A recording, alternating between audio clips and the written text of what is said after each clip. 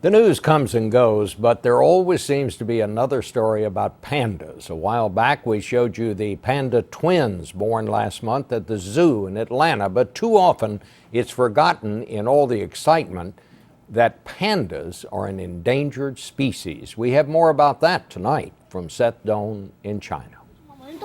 The Chengdu research base of giant panda breeding is home to 74 giant pandas. Even here in China, every panda birth is celebrated. But conservationist Sarah Bexell says there's a downside too.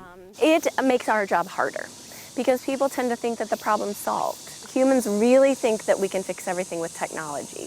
Bexell warns that the panda's natural habitat, bamboo-filled alpine forests in China, continue to be destroyed to build the roads and factories that feed the world's desire for cheap goods manufactured here. The hard battle now is changing human behavior.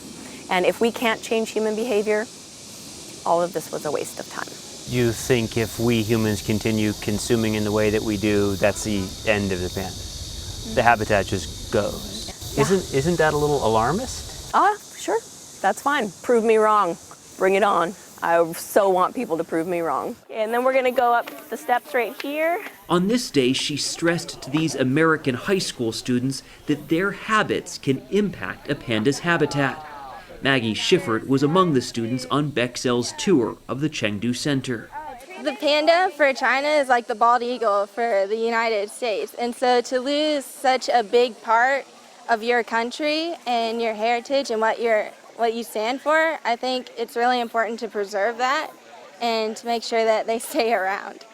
It's believed 1,600 pandas live in the wild today. There were nearly 2,500 in the mid-1970s.